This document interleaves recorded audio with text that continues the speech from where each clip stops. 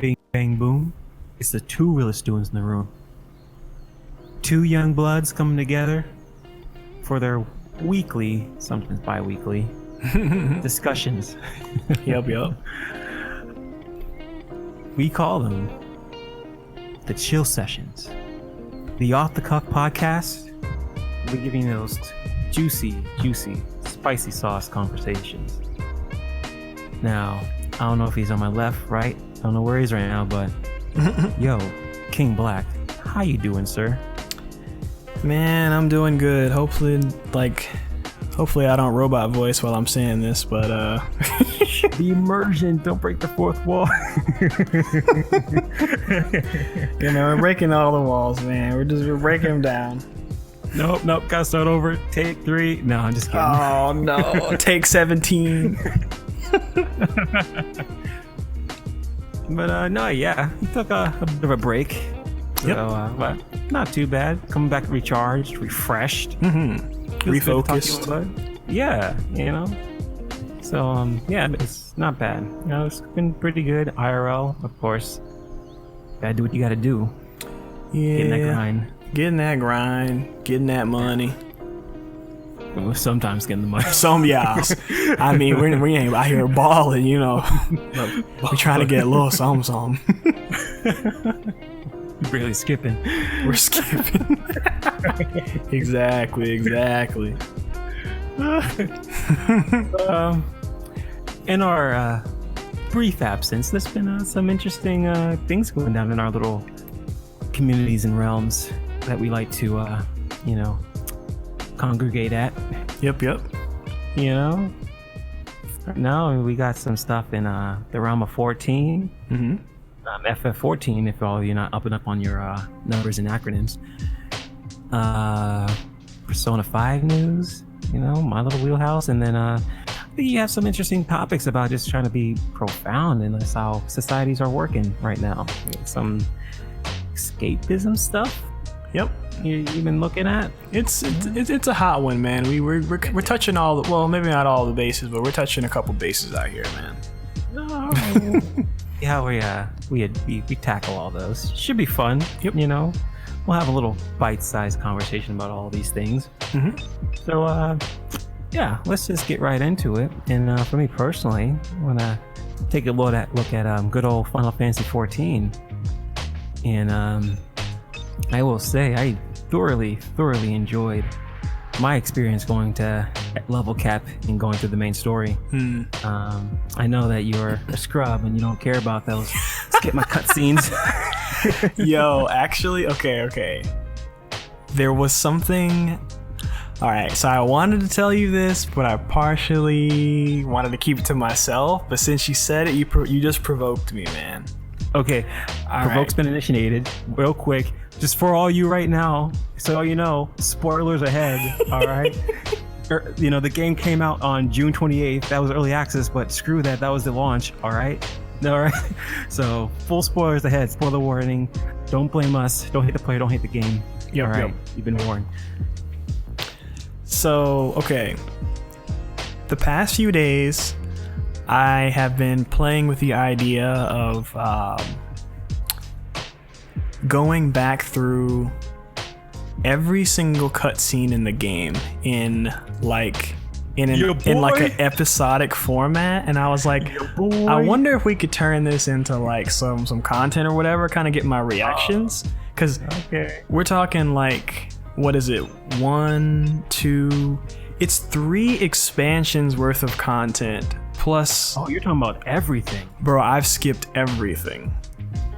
I've literally skipped everything, like literally everything.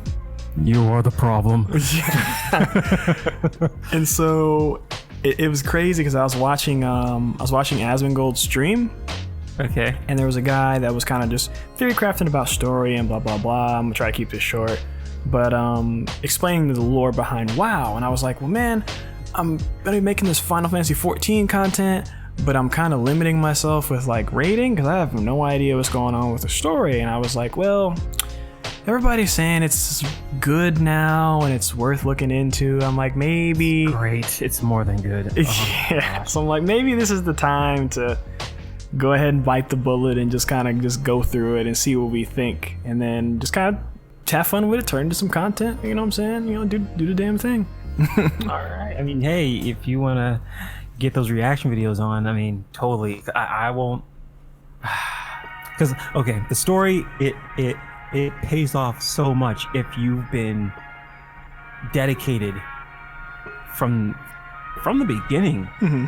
Not to say that you can't enjoy the story on what it is, because it does have a good, very well crafted narrative on its own, and the reviews and accolades that it's been receiving in the wake of its launch is proof of that. So yeah, like, man, there are little things and like nuances and Easter eggs that if you've been playing since 2.0, even 1.0, it even like tickles the fancy of the 1.0 ads out there. Okay. Legacy players, you know, they're like, oh, okay, that was a nice nod, that was a nice homage, that was a nice tie-in, you know, to the overall whole story. But yeah, I mean, real quick, I don't want to gush too much, but like, it's been receiving, like, people are praising this thing as far as like it's being the best Final Fantasy story in like decades. Right, that's what I've heard. Everybody's saying this is the story for ShadowBringers is the second coming. I'll say the gameplay definitely is. Yeah, the gameplay is, oh my. So like, the final, okay, we warned you. Hades. Okay. I want to just get right into it. Hades, that fight.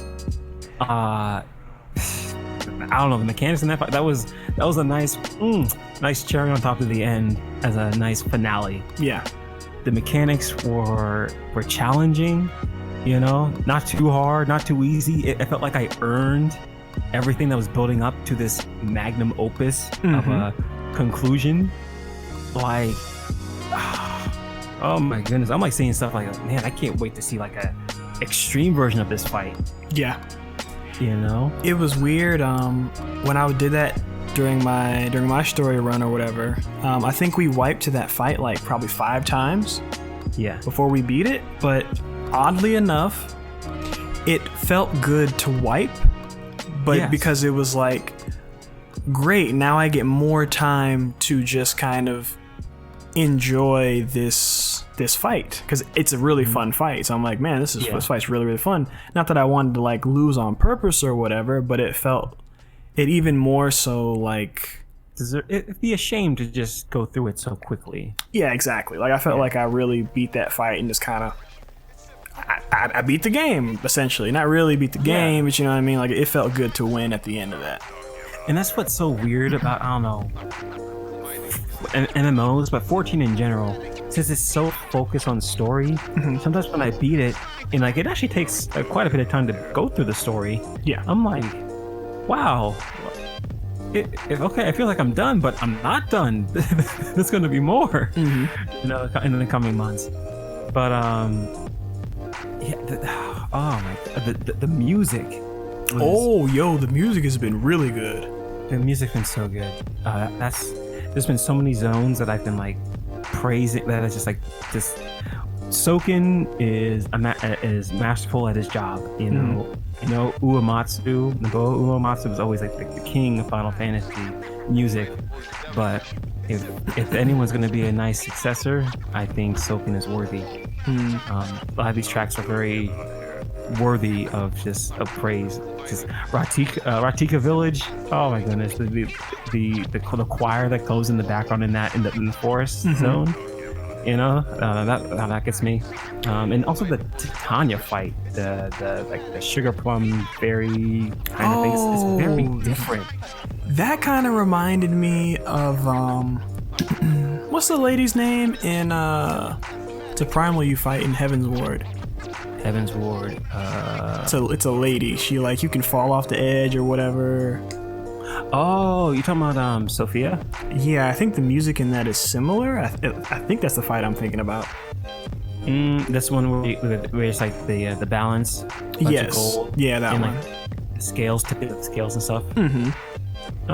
But I think it's similar, but it's similar in a good way. Like it was, Because I mean, I love that song, but I Yeah. wouldn't compare it to that.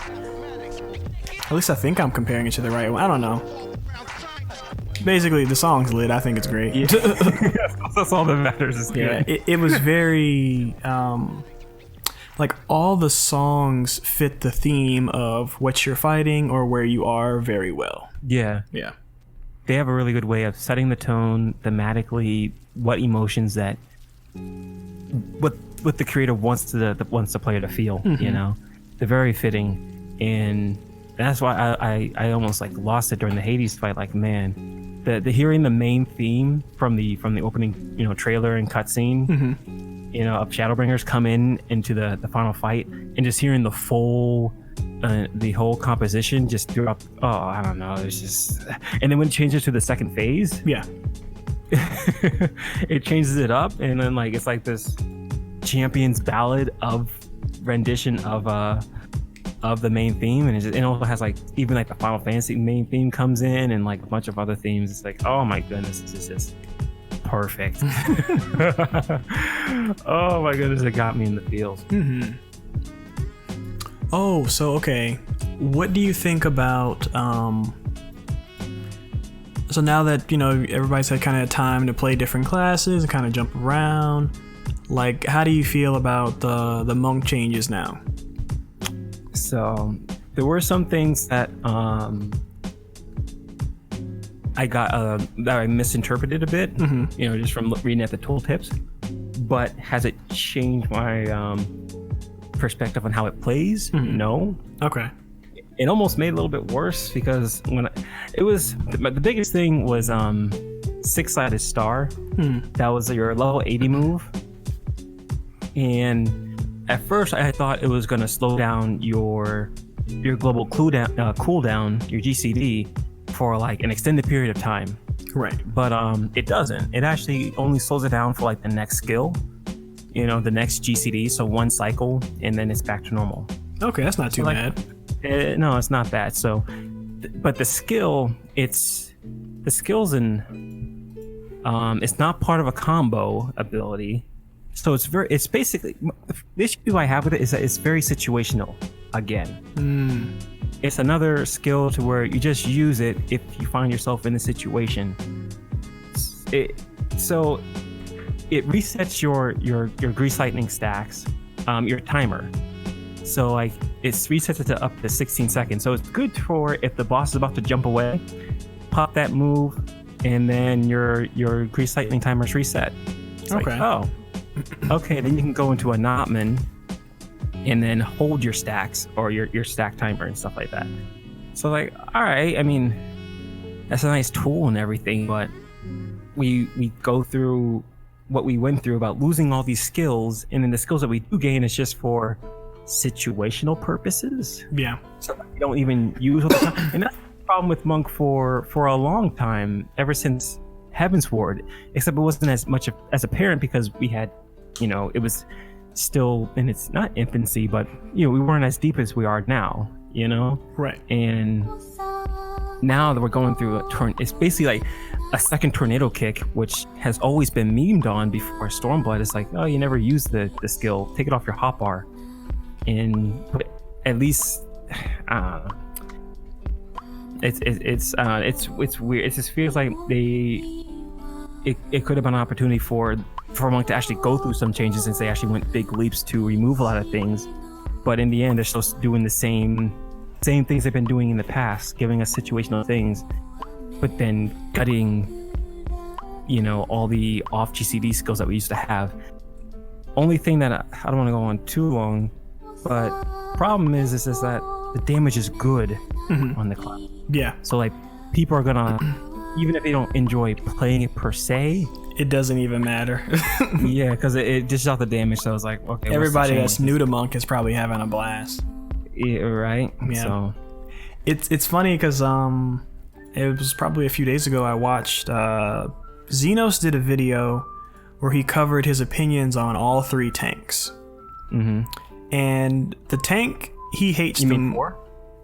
Oh wait, you said what? You mean 4? Oh, okay. I forgot. There is Yeah. Oh, okay. Yes. All right. So I partially was memeing a little bit, but you'll see why I'm memeing in a second. So Xeno's actually covered 4 tanks. But in the game currently, man, there's really only 3, dog. And what's hilarious about this is I think Square is doing this thing where like the last 2 classes that have been the poster child for the expansion have all been like gutted. Because Dark Knight, like being a warrior of darkness as a Dark Knight right now is a meme, bro. Dark Knight is really, really, it's not super bad, but it is terrible in comparison to every other tank right now. It's like really, really bad. Like, because at first I didn't really pay attention to it as much because I'm kind of out of the tanking scene. I'm probably going to get back into it because tanks look fun again. Yeah. But Dark Knight is just like, it has so many problems because one, Living Dead has always been bad. It's always been bad. Always has. And like now when you compare it to Gunbreaker, it's made Dark Knight get worse because Warrior got better. So Home Gang, it doesn't have that thing where you have to stay still anymore. You're not chained to the the enemy. You can move. Yeah, you can move, and I think the cooldown on it is shorter, I believe. Is it shorter? Something like that. Got slightly longer, but it's nothing too crazy though. Yeah, it's basically like coming in second place to Hallowed Ground, and then Gunbreaker's skill that takes them down to 1 HP is... I still get terrified using that skill, man. Well, it turns out I was actually right about... Because I think we discussed, like, okay, if you use this ability in combination with your healing ability, it actually is really, really good. Yeah, and most healers top you off. Yeah. Exactly. So... And Xenos even said, yeah, when I just put these together, these 3 skills together, then I'm pretty much half HP on my own. Like, healers don't have to do anything. But Dark Knight, like, all of their damage is linked to their mana. And then also, in order for them to pop one of their biggest defensive cooldowns, it's linked to their, I think it's Blackest Night. Blackest Night is linked. Darkest Night, there it is. It costs you mana, which you need for damage, and it may not pop. So you may not even get the shield. Like it's super RNG that you may not ever get. I wouldn't say it's RNG because I played Dark Knight through Stormblood and in Heaven's Ward, and so, but I'm used to having. Have you played it right now though? So what you think that they buffed the shield? No, I'm just saying, I know how the skill works, but no, I'm saying like it looks like from what people are saying that the skill is almost useless now. Because it always had mind games as far as like you had to pay attention as far as okay, this skill, actually break the shield of Darkest Night. So you always had to pay attention like okay, well this is definitely a tank buster. I know this will definitely break it. And so like you have to have your own self-awareness as far as like what will break the skill and whatnot. Now let's say they buff the shield so it throws off the timing a little bit more. That's a different story. I haven't checked that, but it's something that it sounds like stuff that I've already been experiencing as far as dealing with that skill. Well, I think the problem is because people's health pools have changed. Dramatically, and I think that is where, and also since this mana change, that actually looks like that affected Dark Knight more so than any other class in the game, because it needs mana for damage. So basically, when you pop Blackest Night or Darkest Night or whatever, it takes away like a third of your MP. But you're already sitting at like half while you're fighting. So you really have like none whenever you pop this ability. And it's like, the problem with it is that all of the other tanks' defensive cooldowns are free. Yeah. It doesn't take away their damage. It doesn't take away anything. It's just there. And then Dark Knight has these other abilities. Some of them like resist magic damage when everybody else's abilities resist both physical and magic. Like it's just like it's got all these like weird problems, and it's just like I mean I'm sure people still play it and enjoy it, but it's so much worse than all the other tanks that it's actually like I didn't realize how ridiculous it was until he explained certain things, and then I actually read the tooltips for myself, and I was comparing them apples to apples, especially against Gunbreaker. Like, man, especially Paladin. Paladin is like the god tank. Man, Paladin has the most utility in the entire game. Oh, yeah. It's actually insane. Like, it defends the most. I think it does the most damage, and then it also... Yeah, if it can. If it doesn't do too much, it's defensive stuff, But well, it's crazy. It could do all the defensive stuff and do all the damage. It's insane. Well, I guess where I was coming from that point is like if he uses clemency too much, because like I know some of his skills are based off of MP2. Mm-hmm. So like if you're spending too much time healing yourself, that's taking away from your DPS. That's what I'm talking about. That's true. It's maximum DPS. Yeah, it's very high as well. Do you even need to heal yourself when you like block literally everything? I mean, yeah. Like, man, like I didn't realize how broken Paladin was until I was like reading some of these skills. I was like, yo, y'all gotta chill, bro. Like we don't have to run into raids with 8 paladins, bro. Y'all wild. It's the new warrior. It's the new warrior self-healing soloing, Man, it is. I think this is the strongest that any tank has ever been. I think this is stronger than the triple fell cleave meme back in the day. Oh my gosh. Triple fell cleave. Quadruple fell cleave. Quadruple fell cleave. People dreaming about 8 fell cleaves in a row. But yeah, I'm done, drooling all over these tanks. But yeah. Take some time to mess with them for a little bit. Get your tanking. Fixed. I kind of want to sit in the middle, and I think I'm gonna ride that Gunbreaker train, man. I'm a sucker for stuff like that's just like weird. It's oh my god, I'm enjoying it so much. And every time I see people play it, man, it looks like boatloads of fun. Dancer's been pretty fun. I wish Dancer had a bit more utility, because all it does is kind of just increase damage. That's about it. At least so far, but yeah, whatever. I'm having fun with the game though, so whatever. It's all good. Yeah. All right, that's pretty good. Any that's your closing thoughts, I guess. 14. Man, ShadowBringers is here. It's good. Everybody should play it. Yeah. Drops mic. Anyone asks. When's Final Fantasy 16 is going to come out? It's already here in the ShadowBringers. All right, get on it. The next mainline Final Fantasy game just came out. Dang. You're missing out. It's 16. It is. Because like, I don't want to gush anymore, but I mean, it's the highest rated Final Fantasy game in like 13 years. Yeah, man. Seriously. ShadowBringers is that good, man. I'm not surprised. Get on it. All right, get on it. That's your homework. Yep. If you haven't played it, man, you're missing out. Go get you a sub. Whatever you got to do. Play that free month trial or whatever the heck they do. Right. Yeah. You can even get 2.0 for free in some cases. Like get a all package deal. Get all of them together. Yeah, it's worth it. For like $20 or $30 or something like that.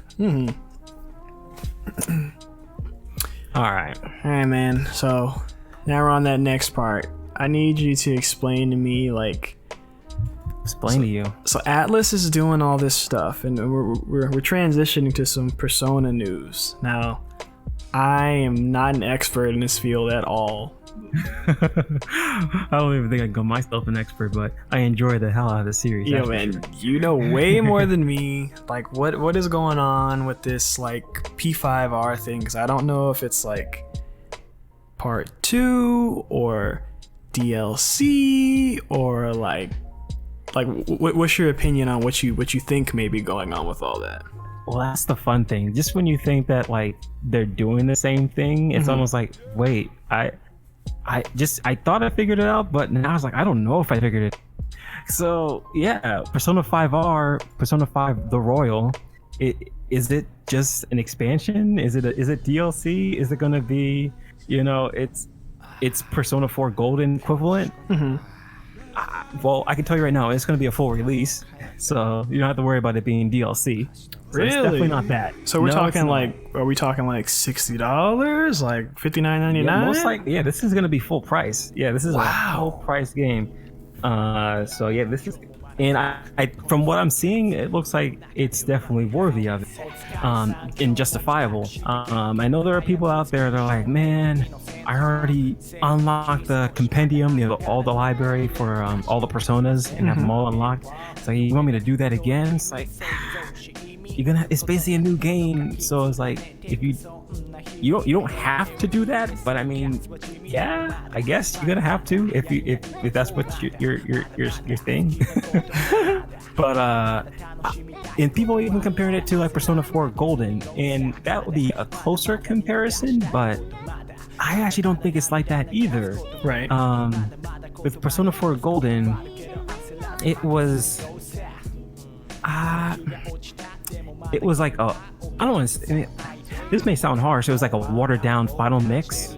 If we were gonna do, final Kingdom Hearts, Kingdom Hearts final mix or Kingdom Hearts 2 final mix. Those final mixes are memes to me, but whatever. That's the thing to take apart from Persona 4 Golden. It did a lot of good things that were needed. Adding extra dungeons, extra story lines and stuff like that, and an extra ending. Like, it was definitely good, but it feels like they're taking that concept and going a step further with the Royal. So question. Do you, okay, all right. So I imagine there's probably some people that have this opinion, but this is what it just kind of sounds like. This sounds like kind of what Naughty Dog does whenever they release The Last of Us. Because you mean like a Game of the Year edition? Yeah, where like well, not necessarily Game of the Year, but like they release a version of it for the new console. And I imagine, I know Alice is a pretty good company as far as like delivering content and not really trying to like gouge their consumer base or whatever. So yeah, they're not really exploitative. No. So do you think people are gonna get like a, probably upgraded textures for the PS5 or whatever, and then like maybe like a ton of cut content they're just gonna incorporate into the original game? Do you think like that's how it's gonna go down? Or well, I don't think you're gonna get any like PS5 extras with this thing. I think it's still slated to come out on the PS4. Really? Yeah. This is not gonna be a next gen title. Did they put a date on it? Oh yeah, it comes out. Okay, if I remember correctly, it comes out in September or in October for Japan. Okay. And then it comes out in either April or I think April for in 2020 for English US speaking countries. Are they gonna do that thing again with the streaming where it's like, oh yeah, you can't stream this game because of blah blah blah? Well, they probably are, because like they have to meet the P5's original streaming restrictions. Oh my god, are you serious? At least, bro? On the PS4, you still can't stream and take pictures on the PS4. But I mean, you can stream everywhere else. You can have your Let's Plays and stuff on YouTube and Twitch. It's just on PS4. It's like mechanically the functionality to do it on the PS4 has just been blocked. And still, I almost feel like they just like forgot about it. I think they did. I'm pretty sure they did. They're like, oh, it was like, that was a thing. We did that. That was like 3, almost 4 years ago now at this point. Yeah. Well, yeah, 3 years ago. 3 years ago. That's crazy. Yeah. Oh, but the reason it feels like it's doing so much more because like, yeah, you're getting like they're adding new zones, they're adding team attacks,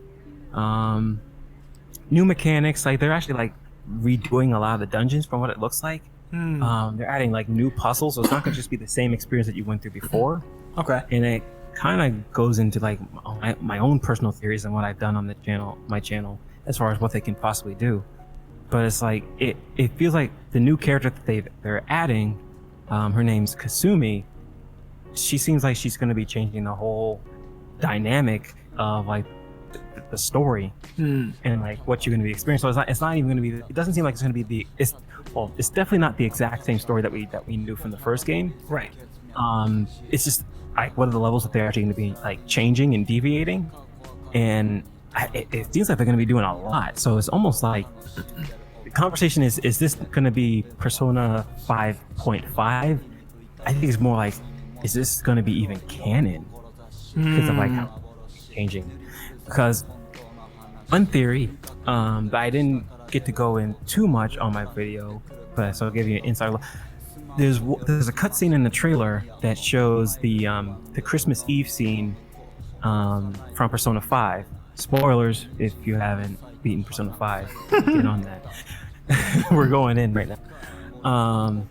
So like, you just have beaten the final boss of Persona 5. You know, you meet with the Sai Nijima, the head attorney on the case of the Phantom Thieves, and she tells you, okay, we need you to testify against Cheeto, one of the main bosses in the game. Okay, we need you to testify so we can put him away. It's like, all right, you agree and you do that. When you leave in that sequence, the trailer picks up right after you walk away from Sai. It's the same moment, same day, same time. That's all taking place. And she interacts with the protagonist, Joker, saying that she's taking their dreams. So my theory is that we're actually watching the trailer. It may not be too far-fetched that may be the opening sequence of the Royal, Persona 5 the Royal. Okay. So usually the game opens up with the Phantom Thieves, infiltrating a palace. You're like, we're mid-palace sequence, we're about to escape, we get captured, and we go through the whole interrogation process with the attorney, Sai. Right. But this time I think we're going to be picking up Christmas Eve. He's walking away. We've already done all that stuff, and she's going to send us into a alternate dream sequence. And this crossed my mind only because there's a very dream-centric theme and tone throughout the trailers that they've produced. It's a strong theory out right now, and I've covered this, that she's been not stealing but granting people's wishes and dreams, their desires, and making them come true. One example is Morgana, the little cat, that he always wants to become human. And we see that inside the trailers, in some of the promo art, that he's a human Morgana. And Futaba, one of the Phantom Thieves, her mom is dead, and then we see her brought back to life in one of the cutscenes, in one of the screenshots. So it's like she's going around granting everyone's different dreams / desires and making them come true. And so from what it seems like to me is that she's almost inserting herself into the narrative. And I feel like that's what we're going to be playing through in Persona 5. Okay. So like that's gonna justify why everything is so weird and so different, because we have this new person who has never interacted with us before now inserted into our lives, and these old experiences that we've experienced and had. It's like, wait, I've lived through this before, but you weren't a part of that. Where did you come from? Why have all these things, like, you don't. It's almost like, I don't know, the Matrix, what's real, what's not real, type of stuff. So that's the vibe I'm getting, and like, I probably need to do a whole video about breaking down this even possible theory of what could be the game. But that's like, I think that will justify all the changes and like why things are different, how she's gonna insert herself as a Phantom Thief, because she also has a persona. She also joins the team from the trailers that they've shown that she's actually one of us and stuff. Her persona is like actually based off of Cinderella, and I'll put a screenshot of this comment that was on one of my videos onto the screen. Yeah, I can't remember your name. Sorry, but it'll be on the screen. You'll get credit. So they inform me that her name is a play off of it's not exactly Cinderella, but it's a play off the word Cinderella, and basically it ties back to the famous song in Cinderella the movie. A dream is the wish your heart makes. And so her being so tied to this whole dream and incorporating desires, I feel like she's granting people's wishes through their dreams. Everyone could be in a dream state throughout this game, and we're trying to wake ourselves out of it by the closing portions of the game. At least that's what I'm thinking. And who knows? Maybe Persona 5 The Royal will have the standard timeline of events that you can play through normally. And maybe they'll do like, okay, here's campaign A and campaign B. Campaign A is the original game untouched, do what you do, the original Persona 5 goodness. Right. Campaign B is this alternate scenario with this other character who's a bit of a wild card, who's changing up the sequence of events and granting the wishes and desires of the characters in their stories and their lives. Okay, so I guess that would just allow us to kind of see what happens when the characters that we know have these desires and they're actually fulfilled. Like, where does that take their lives? And I guess we would just follow kind of that route. Yeah. Okay. Yeah, that's what it seems like. Some other characters like Ryuji, homeboy Ryuji. Mm-hmm. His biggest dream is to be able to go to be part of the track team again. To be part of that, and you see in one of the trailers that he gets to do that. He gets to run again, because throughout the whole game in the sequence of Persona 5 is that he's hurt his knee. He's been recovering from this knee injury. Right. Never been able to get rid of this affliction, but she can. Kasumi, she can grant that desire of being able to run again. Mm-hmm. Be the track star that he wanted to be, or whatever. So that's what it looks like, and there's so many possibilities that anything is on the table. It almost feels. Yeah.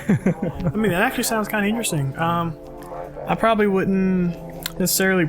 I can't say I wouldn't play it. I probably wouldn't play it on release, because I know Josie would get it and she'd play it for months, so I'd have to wait. I'd have to wait my turn.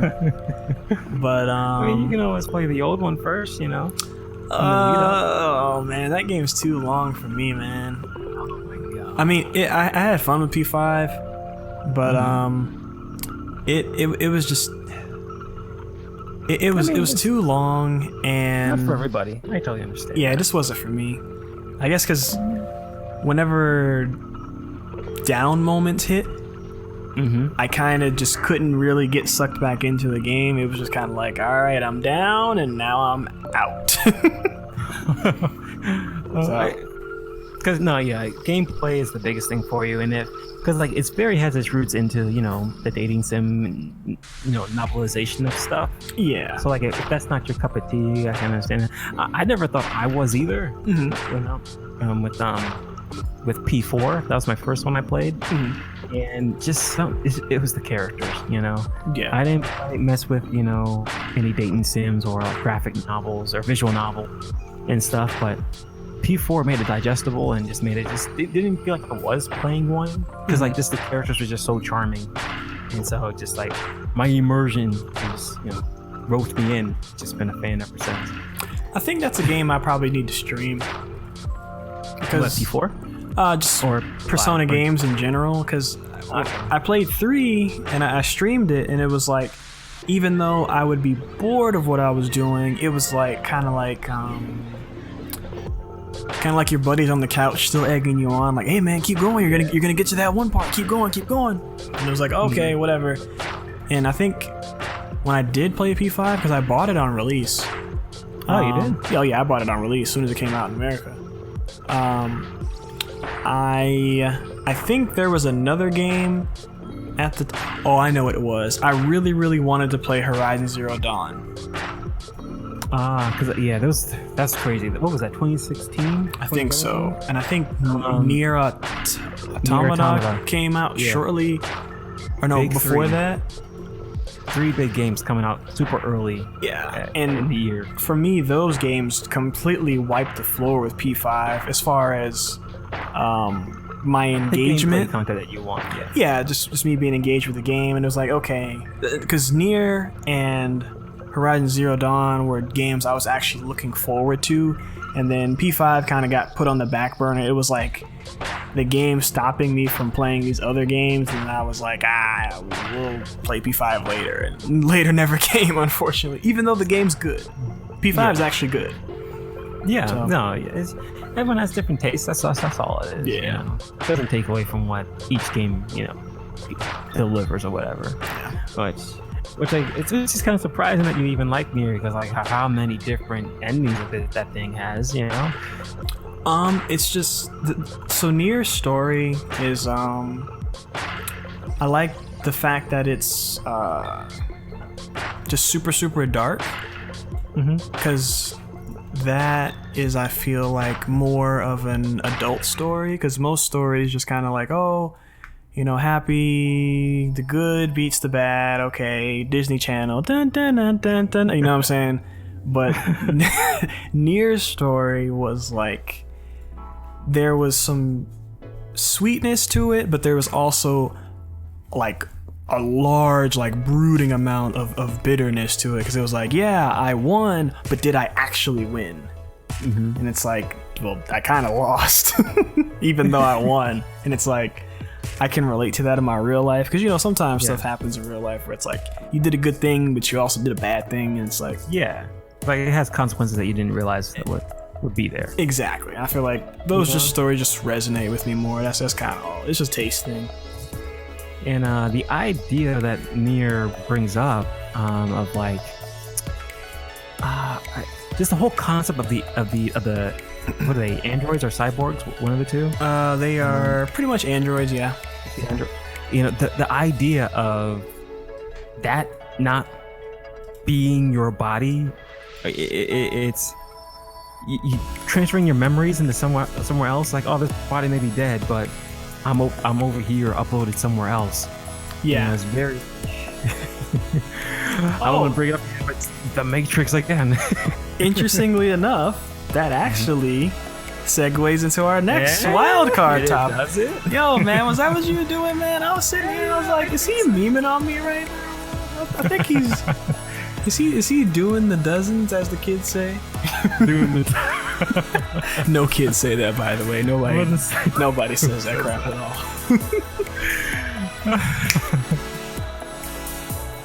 But so I mean, this is something that you've delved into quite a bit. That this video had piqued your interest.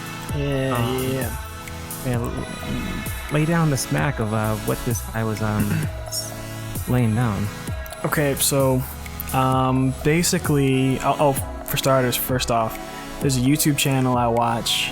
Shout out to the boys over at Pursuit of Wonder. I don't know if it's one dude making this video or a whole team or whatever, but Pursuit of Wonder makes some of the coolest, mind-bending, Black Mirror-esque type content on YouTube that I've seen. And it's really, really philosophical, really, really deep, and it's actually where this discussion topic came from. And it was about when VR goes too far. And essentially, it paints a picture where, and I'm gonna try to paraphrase as much as possible, but basically, a person is perfectly fine, perfectly healthy. They experience, like, I guess, like an accident or something. I could be quoting this wrong or whatever, but basically, they're like in a coma. Yeah. And the only way for them to experience things and go through the coma like in a relaxed way is to have their brains uploaded into a virtual reality. And basically, that is kind of the direction our VR will eventually get to, because there's tons of people that are interested in the idea of escaping real life in a permanent sense, but not necessarily dying. And the only way to do that would be through technology. So it would be, since your brain waves and thought patterns and everything like that are nothing but electrical synapses in your brain, then it's not too crazy of an idea of the possibility of your brain being uploaded into a computer mainframe and you just experiencing a simulation of life, which would just be full dive virtual reality for all those buzzwords or whatever. The Matrix. Yep, the Matrix. Basically that, yeah. It even, I mean, I feel like this is just intrinsically tied into just anime culture as a whole. Yeah. And the idea, like, man, wouldn't it be great to live in an anime? You know, what if real life was an anime, or even freaking Sword Art Online? Yeah. You know, that plays with the idea of VR and virtual reality. And it, you know, Sword Art Online gets a lot of crap nowadays. Yeah. But I think it was proposing an even bigger question that most people don't realize was there, or they probably do, but it never becomes a topic of discussion. And sometimes it gets kind of like bogged down by all the weird stuff that it does in this later half of the seasons. But the idea of, so, okay, everyone was all upset to realize that they were trapped in this virtual world. Right. You know, that you can die in this game. You know, but let's pump the brakes real quick. What makes that so bad? Basically, they legit created a living, breathing world for these people to live out the rest of their lives in a fantasy that they would prefer. Yes. You know, I mean, so what if you can die? But you can die in the real world, so that's just you know, that's an aspect of life that you have to accept and come to terms with. Yeah. You know? And so I think playing on that idea of like how, I mean, I think those reactions were justified. It's like, whoa, what do you mean you're trapping me in here? It kind of puts in perspective of like, this is just a game, and like there's some real tangibility as far as what your real life has and holds and what that value is to your mortality. Right. You know, but I bet there probably are some people who will be like, you know, actually this isn't so bad, you know. Well, before, you know, I was just you know, Joe Schmo living out my days doing monotony, you know, right. 9 to 5 or whatever, you know, at a dead-end job that I don't even like. But here I'm somebody, you know, doing crazy things that you would never be able to, in your wildest dreams, be able to like think that you would be able to do. Right. You know, so I think that's Sword Art Online brings up a very interesting conversation. I never really hear many people talk about that, like, I think pertains to this, you know. Well, the interesting thing is that through just a little bit of like basically what this video was talking about and like some other things I've seen, they've taken it a step further. Oh yeah. Into areas that kind of even shook me a little bit, because I'm not sure which direction I would go. But so if you can upload your brain basically into a virtual reality, what that insinuates is that you can live there forever. Yeah. Meaning, so if your physical body dies, which, you know, your body will eventually decay and deteriorate, you can actually still exist. And it's like, but then there's some other problems with that, because let's say, for instance, you're uploaded into a database, right? And you've been there for... The database goes down. Well, let's not even say, let's just say the database is just there forever. And you're just basically on your grandchild's or grandson's USB stick. And you just live there with millions upon millions of other people, which may not even be people, but you have no idea either. So it's like, what rights do you have? Like if somebody decides to, take just physically you out of the database to make room for somebody else, and they just delete you, it's just like, can they do that? Because are you actually real? Yeah. At that point. And then to take that even a step further, because now we're gonna go off the deep end with this one. But it's still it's an interesting question. But it's like, if we're heading in that direction already, can you say whether or not that isn't already the case right now? Wait, can you repeat that? You cut out a little bit. So, since we're going in that direction, right, where everybody can be uploaded into VR, can you say with certainty that we aren't actually living that way right now? And that we aren't just a simulation? To be honest with you, I cannot say yes or no with any type of certainty. I can't give you anything to prove that. I couldn't prove to somebody, but like, yeah, see, because I feel pain, that means that I'm real. It's just like, well, all you have to do is just disconnect a certain thing in my brain and I cannot feel pain. So it's really just electrical signals in my brain telling me I'm in pain. No, yeah. So it's like, are we actually living? It's hard to answer those things, whether or not. It's coming into boundaries that just are impossible for our human brains to just comprehend. Yeah. And because it comes down to like having that much power with technology.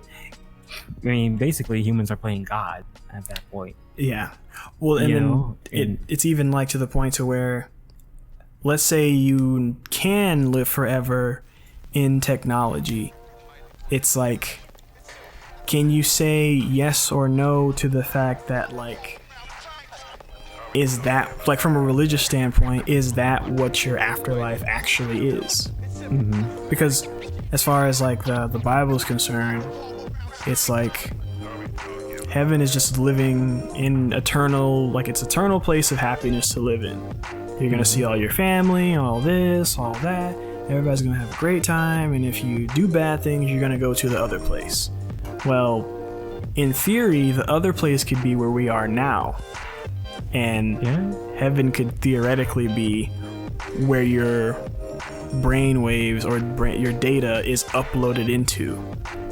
And it's like, those would be two opposite spectrums, just like the text says. So it's like, those would be really tough questions for people to answer if that ever became a thing, which I imagine people are already having conversations like that now. They want it, like, man. People want it real bad, bro. It's yeah. It's it's one of those things that's just like it's almost it's scary, because it's like the fear of the unknown. And us as human beings, I don't think we are equipped to handle such, not so much knowledge, but possibilities, just the thought of it. Because like, it's something, as much as you don't want, people may fear to die, but something about knowing that there is a finality to something that is also comforting. Like that, you can't even imagine, like, wait, what do you mean forever? What is forever? What is eternity? Like it's just something that you just can't wrap your brain around. I mean, you think 100 years, or the average lifespan of a human being being like 85 or so. Yeah, that's a long time. to not even double that, but quadruple that to infinity times that, you just can't. It's overload, It's processing overload. What do you do with that type of knowledge and information? And it's rough. The possibilities would be insane. I mean, just like, even explaining to like some people what the world was like whenever I was like 12 years old to people that are like younger than me, it blows their, like, I think there's some people that I'll talk to, right, and I'll be like, yeah, man, I remember back in the day, it used to be funny to just look at somebody and go, what's that? Like that used to give people used to fall out of chairs if you did that to them. Yeah. But now if you do that, everybody's like, this guy is a weirdo. But as soon as I stand up and do a Fortnite dance, then it's funny. But if I were to do a Fortnite dance back in the 90s, everybody would be like, what the heck are you doing? Bro, you're doing the Cabbage Patch wrong, bro. It's the wrong way. Cabbage Patch. Oh my goodness. So it's just, I mean, and those are in like meme senses, but if we look at the jump from like house phones to cell phones, like our iPods are no longer in our hands, are now just built into our phones essentially. We have HBO available on our phones, like Netflix and Hulu and all those are just practically available at our fingertips. Yeah, it's actually affordable. And HBO back in the day, yo, was like, ooh, that's for the rich for the big ballers, man. Or people that sold their car for HBO. Remember when like pay-per-view actually was like, yo, okay, Oh, we're going to one house, everybody has to chip in. Yo, pay-per-view, man. Pay-per-view is I remember like my uncles and like they would so they would all have everybody go to the house and they'd split the pay-per-view, right? And then they would make bets on the fight while watching the fight. So it was like, okay, if I win, then I don't gotta pay my share of my pay-per-view, and then I get some extra money on top of it, and I get my money back. And it was this whole mathematical scheme. And then they play dominoes on the side to try to get more money. Oh my goodness. It's just insane, man. Just, oh my goodness, so nostalgic. Oh my gosh. But the world isn't like that at all anymore. No, it's Now not. everybody calls each other to like, I mean, like I can have a conversation with somebody that lives in Germany or wherever, and my parents' phone bill isn't $9,000. People don't even use landlines anymore. Nope. I mean, people have them just because they're there. Yeah, they're still in the wall. Yeah, right. Like, you don't get rid of them. Yeah, people don't. Yeah, you know that if someone calls them the landline, it's like, okay, it's spam. It's obviously spam because you don't give out your cell phone. Right. I mean, give out the home phone. Now we have Wi-Fi, which is like, a lot of people don't know, but man, Wi-Fi is like a super new thing. Like it's still new to me. Oh, it's still in its infancy. Like we understand the technology, but the fact that it exists is still like sometimes weird to me. Sometimes. Because like we know how we don't know how the stuff works. We just know how to use it. Yeah, that's pretty much it. But how do you? But like, how are we able to think of people, or how are the engineers and the scientists were able to think of, yes, these waves can send out information and carry it. Like, wait, what? It's insane, man. Like, you think about it, it's like when you actually like break down the concept, it's like, how is that supposed to work? It's not even tangible. Like, what's it look like? It doesn't look like anything. It just exists. It's just there. There are some modern day cell phones that are better than computers we had like 10 years ago. Yeah. It's insane. Like, phones can actually show full web pages, whereas before, like, web pages were nothing but like text and links, goodness. And that was it. There was no like, if you had a picture on your website, you were a computing genius. Whoa, because websites didn't have no pictures, man. Like, no, it's like took up too much YouTube and MySpace and Facebook were so crazy. It was like, what? You remember when? You remember when a megabyte was huge? Yo, megabytes were ginormous. 1 megabyte was ginormous. It was huge. Like the little memory cards for PS2s. Oh yeah. I think those things were all in megabytes. They're like, they're like a giant one was like 64 megabytes. Yo, that was the expensive one. That was expensive. Like, but like to think about it now, 64 megabytes is nothing. It's actually nothing. In comparison to like the games we have today, like GTA 5. I think it's not even a fraction. Yeah, I think you'd need like thousands of memory cards, thousands of PS2 memory cards to even like play half the game. That's not even a save file. That's just the game. It's just the game. Oh my goodness, that's crazy. Technology has just changed so much, man. So like this VR thing, I wouldn't be surprised if it became a thing. Hopefully I don't see it in my lifetime, but I imagine I probably would because I'm just unlucky like that. I don't know, something about just losing your humanity, you know? This escape is just, it feels off, you know? Mm-hmm. I would rather just be like, you know, just put me in the ground, bro. Yeah.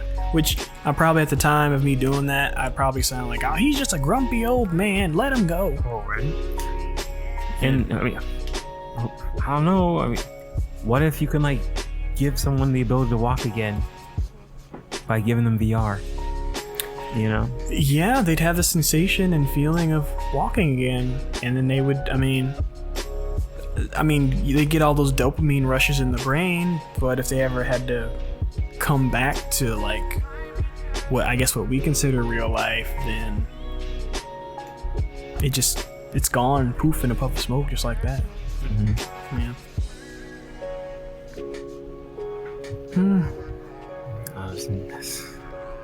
Getting too real up in here, man. Yeah, man. This is when I saw it, man, I was like, ooh, this is perfect for the podcast, yo. This is a deep one. Oh, you eat this stuff up. Yeah. But no, I appreciate it. It was definitely an interesting concept. Mm-hmm.